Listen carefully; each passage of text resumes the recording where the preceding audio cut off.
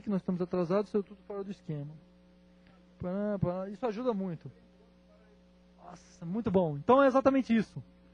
Goedson, por favor, assuma sua posição no grid. Vamos começar. O Goedson, meu amigo, ele, vamos ver aqui a descrição dele. Onde estás? Membro do projeto Debian, colaborador de vários outros projetos de software livre. Com vocês, Goedson. Alô? Alô? Bom, vamos começar então. Vocês estão me ouvindo? Tá dando para ouvir? Beleza. Bom, primeiro deixa eu me apresentar. Eu fiz graduação e mestrado em Ciência da Computação na UFMG, entre 93 e 99. Meu mestrado foi com ênfase em análise de desempenho de sistemas e processamento de alto desempenho. Desde 2000 eu trabalho na Smart Price, que é uma empresa de alta tecnologia que a gente formou lá dentro da UFMG, primeiramente para trabalhar com as tecnologias de comércio eletrônico, e atualmente tem se concentrado em planejamento de capacidade e data mining. Eu sou desenvolvedor do projeto Debian e em algum ponto em 2003, não me lembro exatamente quando, eu comecei a perceber que tinha um tal de Python que eu não conseguia desinstalar da minha máquina, porque tinha muita coisa nela que dependia dele. Então, eu falei, esse troço deve servir para alguma coisa, deixa eu ver para que serve. E eu acabei gostando do negócio. E em 2005, no meio de 2005, eu fui chamado para participar de um projeto Presença do MEC, lá no SERPRO, graças ao Giuseppe, que não pensou antes de me contratar. E o que eu vou apresentar aqui é parte do trabalho que eu realizei lá. Inicialmente eu vou apresentar quais os objetivos desse pedacinho do trabalho que eu fiz. Depois eu vou mostrar a estrutura e funcionamento desse framework, o que a gente obteve com ele, tá? Algumas limitações dele, que a gente sabe que tem, e o que eu tenho planejado para o futuro. Bom, como o Giuseppe falou na palestra dele ontem,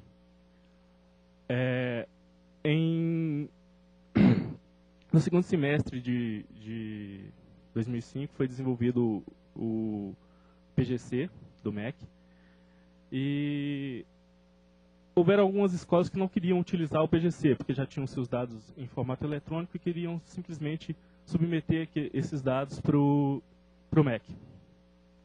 Então, apareceu a necessidade de fazer um validador desses dados para evitar que subissem qualquer coisa para lá. Acontece que o PGC, todas as regras de validação de dados dele tinham sido escritas em JavaScript.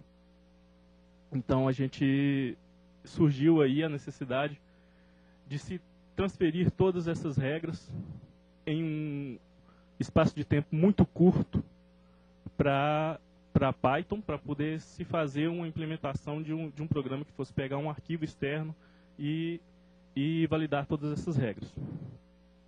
Então, a gente tinha aí uma necessidade de fazer isso muito rápido. Então, o processo de desenvolvimento dessas regras precisava ser o máximo possível paralelizado. A gente precisava reutilizar o código o máximo que fosse possível. E, como a gente já tinha percebido problemas com a implementação dessas regras sendo em JavaScript, como o fato de usuários desativarem JavaScript do browser, porque aquela coisa enchia o saco, né? Quando você submetia um formulário que tinha algum erro, aparecia uma janela na sua cara dizendo que estava errado, então o usuário desativava o JavaScript que passava a funcionar o sistema. Então, para ele passava a funcionar. Então, a gente viu isso como uma oportunidade de passar, numa versão futura do PGC, as regras para dentro do servidor Python.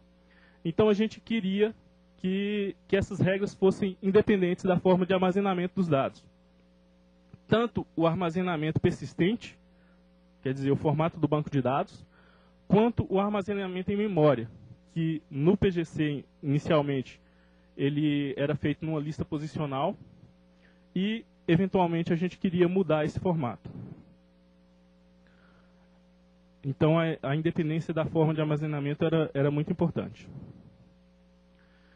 A estrutura do framework é essa que está na figura aí. A gente tem um processador de regras que é basicamente um loop que pega regra a regra de validação, que está disponível nessa base de regras que tem associado para cada tipo de dado e cada campo dentro desses tipos um conjunto de regras que vão indicar critérios que aqueles dados precisam obedecer.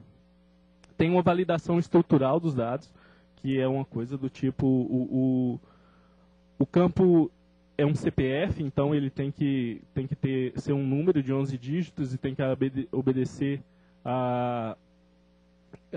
as regras de formação do CPF. E embaixo as suas regras de validação são baseadas em funções que são predicados. O que significa isso? Ela recebe um monte de dado, mastiga aqueles dados e retorna true ou false. Que significa, esses dados obedecem ou não obedecem à minha condição. Tá? Agora eu vou mostrar aqui os dados que alimentam esse validador. Primeiramente, a validação estrutural. Ela é baseada em uma descrição do esquema do banco de dados. Aqui nesse slide eu coloquei somente os dados específicos da validação estrutural, mas dentro desse mesmo dicionário a gente tem dados de relacionamentos, chave primária. É exatamente um esquema do banco de dados traduzido em um dicionário. Tá? Aqui eu tenho a descrição de uma tabela 1, que tem os campos. Campo 1, que é um inteiro de tamanho 7, campo 2, que é um string de tamanho 65. Então, o que o processo de validação estrutural faz quando recebe um registro de tipo tabela 1? Ele vai percorrer esses campos. Cada campo ele vai verificar se o valor dele obedece aos critérios de formação, por exemplo. Se é um inteiro, então tem que ser composto somente de dígitos e tem que estar dentro daquele tamanho especificado. A base de regras ela é composta da seguinte forma. Para cada tabela, você tem um dicionário descrevendo. Para o campo 1, você tem as regras tais. Para o campo 2, você tem as regras tais. Aqui, vale uma observação. Parece meio estranho o fato de as regras serem um dicionário que tem simplesmente uma chave regras. Mas foi uma técnica que a gente utilizou e que se mostrou bem importante durante o desenvolvimento do validador, usar dicionários e não simplesmente um item, porque isso permitia, no meio do trabalho, a gente adicionar uma nova funcionalidade, simplesmente adicionando uma nova chave ali dentro daquele dicionário, para atender alguma especificidade que aparecia para uma determinada regra que a gente tinha que colocar alguma coisa a mais. Então, o fato de ser um dicionário me permitia adicionar esse novo dado sem quebrar o que já estava feito. Então, aqui eu tenho o campo 1, tem as regras campo 1. O que são essas regras? Essas regras são um conjunto que vai especificar como que eu avalio esse dado para dizer se ele está legal, se tem erro, se não. E nós percebemos, durante o nosso desenvolvimento, inicialmente nós começamos com um conjunto de regras que era simplesmente uma sequência de funções.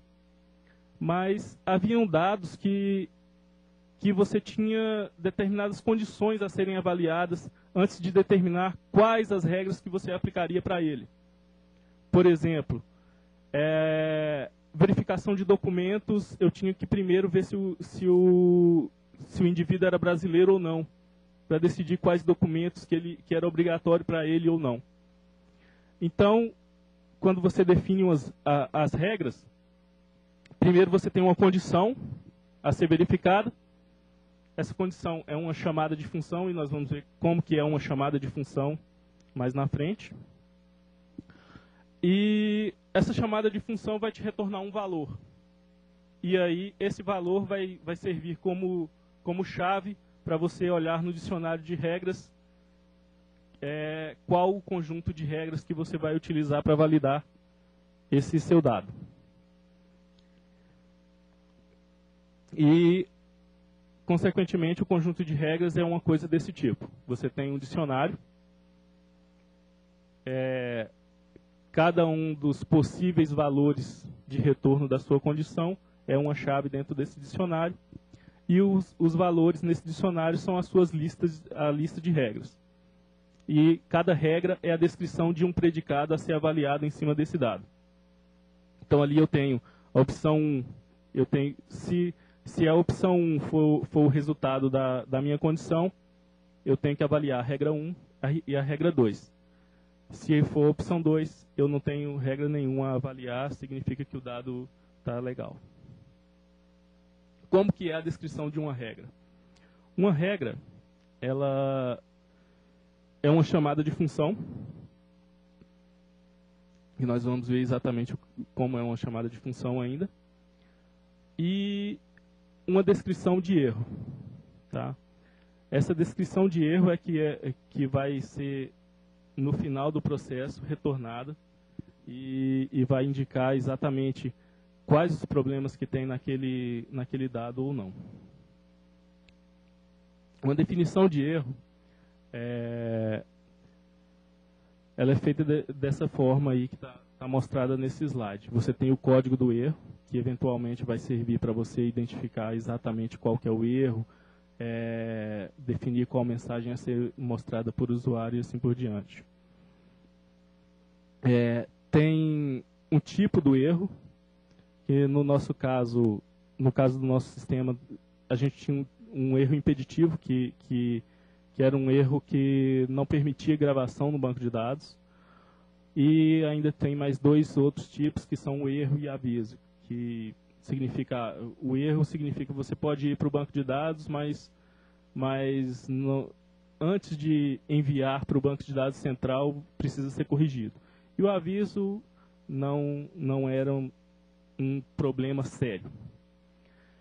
E ali nós temos mais uma chave, que foi uma dessas coisas que a gente teve que a gente foi salvo por ser um dicionário, que é o nível, que não é um nome bom, diga-se de passagem, mas na falta de um bom nome, a gente colocou ali um nível para identificar se essa regra, acontecendo o erro,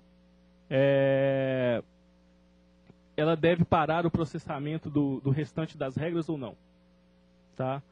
Uma coisa que a gente pode considerar aqui, por exemplo, eu estou verificando o valor de uma data. Eu vou primeiro verificar se aquilo não é uma data válida.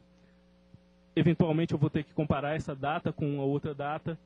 Então, se eu verifiquei que não é uma data válida, não faz sentido eu fazer as comparações com outras datas. Eu vou dizer que não é uma data válida e acabou.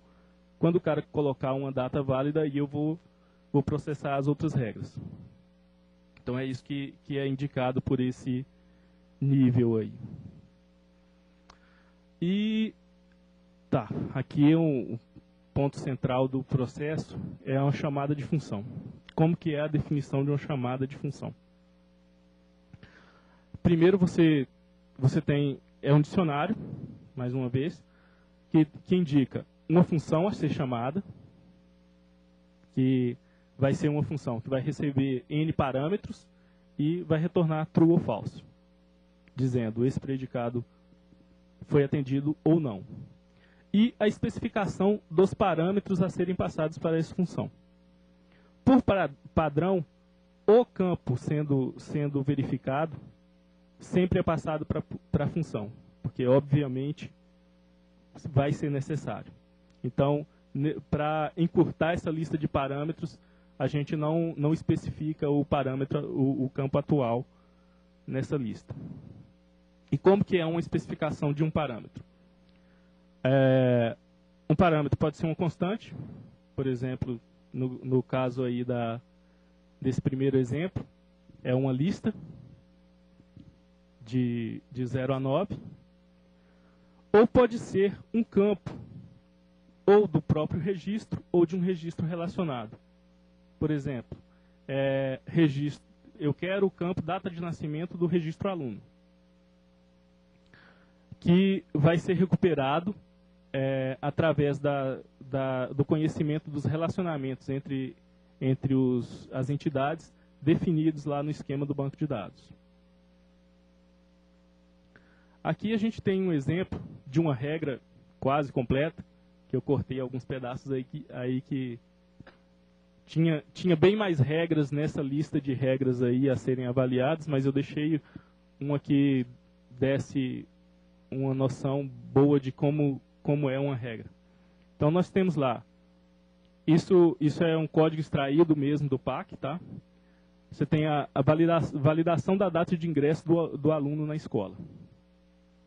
Então nós temos lá a condição que vai me selecionar qual conjunto de regras a avaliar é se o campo não está vazio. Então, se ela retorna falso, eu não tenho nada para avaliar, porque não foi indicado.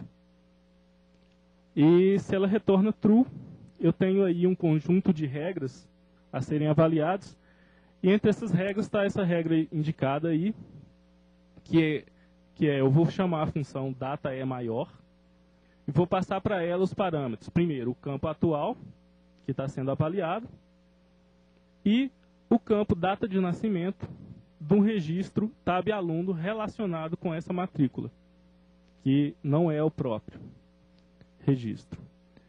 Se essa chamada de função retornar falso, eu vou indicar um código de erro matrícula 03. Tá? E como que é essa função aí? Data é maior. Uma função muito simples, recebe 2 valores, transforma esses valores em data e retorna uma indicação de se a primeira é maior do que a outra. Se dá qualquer erro aí, ela retorna falso. Vejam que... Deixa eu ver como que eu vou voltar aqui. Nesse ponto aqui, eu não escrevi em momento algum nenhuma query SQL. Não escrevi como que eu vou acessar o campo data nascimento do registro de tab aluno. Tá? Então, as minhas regras, elas são completamente independentes de como que os meus registros estão em memórias e como que eles estão no banco de dados. Tá? No caso do PGC, do validador do PGC, esses registros estavam num arquivo que era lido durante o processo de validação. No PAC, hoje, eles estão num banco SQLite e são armazenados em memória como um dicionário. E no PGC eram armazenados como listas que a gente tinha os índices de onde estava cada campo. Tá? Bom, e como que isso é utilizado? É simples assim. Você importa um módulo validação e chama uma função. Valida registro, passa para ele qual que é o tipo do seu registro, que é um índice daquele esquema, por exemplo, tabela 1, e passa o registro a ser validado. Tá? Essa função vai te retornar um dicionário contendo o nome do campo como chave para cada um dos campos que ocorrerem erros e no valor uma lista de erros, que são esses dicionários aqui. Cada vez que a função retornar false, esse dicionário é adicionado à lista de erros daquele campo. e isso vai ser utilizado para compor o dicionário que é retornado. Bom, o que a gente conseguiu com isso? Nós tivemos um desenvolvimento bastante rápido das regras, tá? Principalmente porque utilizamos estruturas simples, estruturas que são conhecidas por qualquer programador Python. Quando a gente começou, uma parte da equipe ainda nem sabia Python direito, até tomaram um choque quando eu mostrei para eles como seria a estrutura das funções, mas logo eles já estavam desenvolvendo funções e em pouco tempo já se estava simplesmente escrevendo definições de regras, reutilizando funções que já tinham sido implementadas para alguma outra regra. E o resultado que eu acho mais importante desse processo, as regras que nós implementamos para o PGC foram todas reaproveitadas no PAC, praticamente sem nenhuma mudança. As mudanças que ocorreram foram por causa de reestruturação do banco de dados, que nós tivemos registros que foram divididos. Por exemplo, no PGC a gente tinha um registro de aluno que incluía os dados de matrícula dele, e no PAC a gente dividiu isso.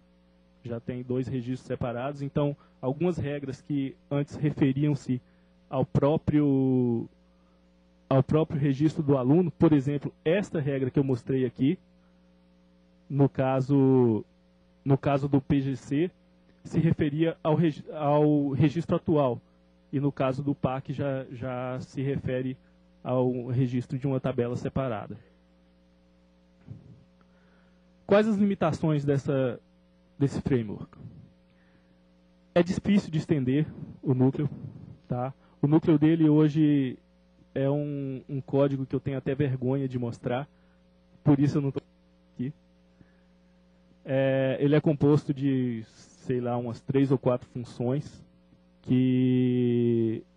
cheia de ifs para determinadas particularidades. Então, por exemplo, se eu quiser adicionar um novo tipo de dados, entre os dados que eu faço validação estrutural, eu vou ter que mexer em uma função de lá de dentro do núcleo, colocar mais um if lá, if tipo igual a fulano, faça isso.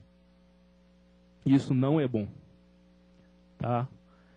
É difícil manter configurações diferentes do núcleo de validação.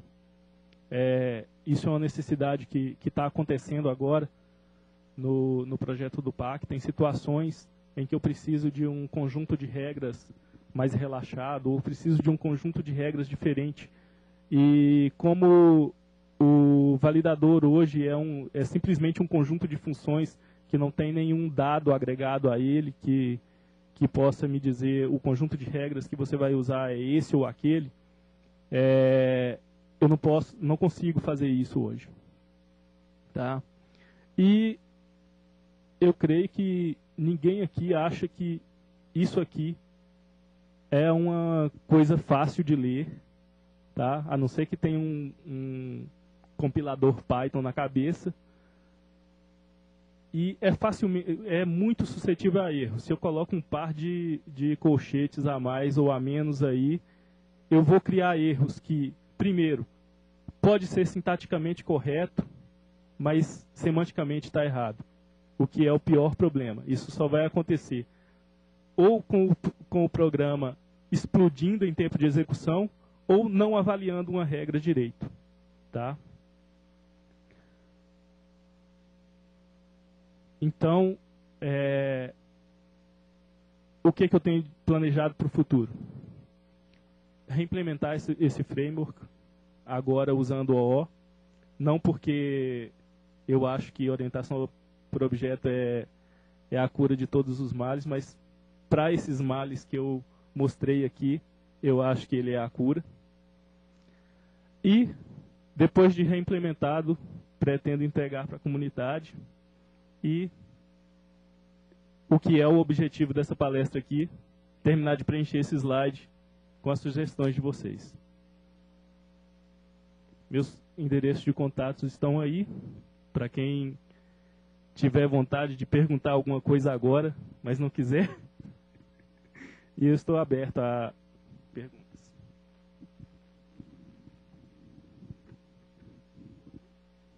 Bom, gente, alguém tem perguntas para o Edson? O Edson. Que isso, Goetz, não pode dizer que tem vergonha de mostrar o teu código, está muito bom. Bom, a pergunta que eu tinha que fazer é a seguinte,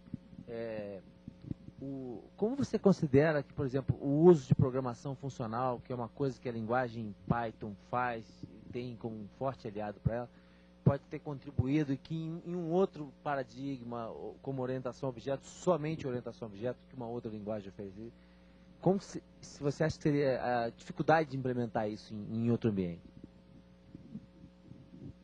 Bom, certamente seria mais difícil, tá?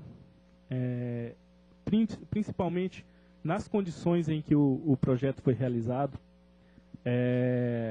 seria muito difícil, por exemplo, eu ter começado o framework já com orientação a objeto, tá? Com certeza, a implementação que eu pretendo fazer agora não seria uma implementação adequada para eu ter começado a fazer no momento em que o projeto estava sendo desenvolvido. Por quê? Hoje eu tenho conhecimento de o que é que precisa para esse processo de validação. Um conhecimento que a gente adquiriu aí ao longo de pelo menos uns 6 meses, de trabalho constante, vendo o que era necessário para cada regra ser executada.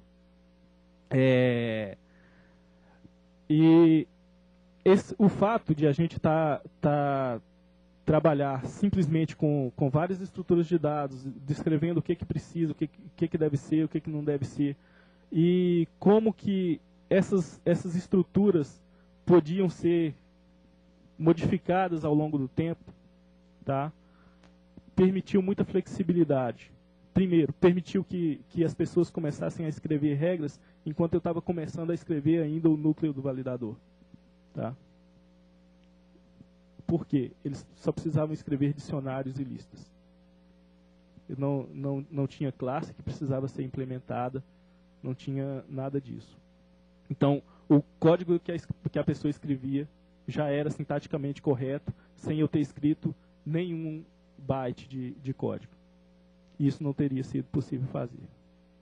Eu quero acrescentar que esse validador, esse framework de validação, para esse tipo de aplicação, principalmente aplicação onde você usa,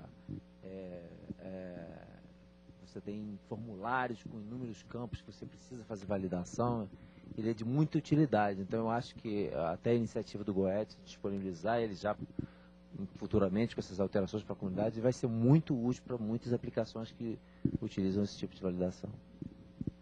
Alguém mais tem alguma pergunta? Pelo visto não. Muito obrigado.